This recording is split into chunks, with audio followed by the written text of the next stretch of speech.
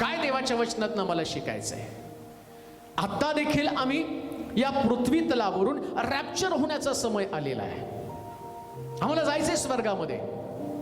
Rupture म्हणजे तुम्हाला हे जगाला ओलांडून आम्हाला पुढे जायचं. आताही दोन भाग असणार आहेत.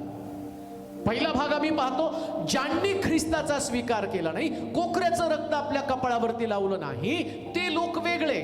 आणि ज्यांनी ख्रिस्ताचा स्वीकार केला, तारण साधलं, ते लोक वेगळे. पण आता या वल्हांडणाच्या सणापूर्वी आम्हाला जी महत्वाची गोष्ट करायची, कोकऱ्याचं मांस विस्तवावरती भाजायचं आणि बेखमीर भाकरी बरोबर, कडू भाजी बरोबर ते आम्हाला खायचं.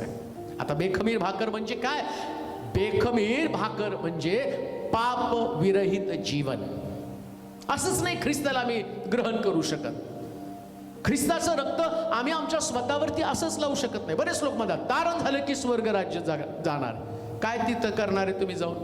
तारण झालं पण पाप करत आहे, तारण झालं पण व्यभिचार करत आहे, तारण झालं पण मारामारी करत आहे, तारण झालं पण व्यसन करत आहे, तारण झालं पण तुमच्यामध्ये सर्व प्रकारच्या घाणेरड्या गोष्टी आहेत, देवाला न पसंत पडणाऱ्या असंख्य गोष्टी तुमच्यामध्ये. परंतु लक्षात घ्या, म्हणून हे बेखमीर भाकर फार समजून घेणं गरजेचं आहे.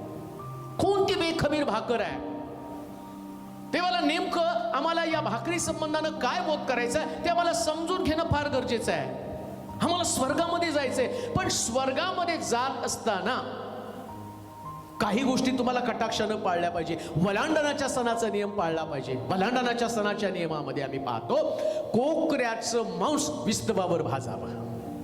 विस्तव म्हणजे पवित्र आत्मा आणि कोकऱ्याचं मांस म्हणजे ख्रिस्ताचं शरीर. ख्रिस्ताचं शरीर पवित्र आत्म्याचा विस्तव तुमच्यामध्ये असल्याशिवाय त्याचं महत्व तुम्हाला समजणार नाही.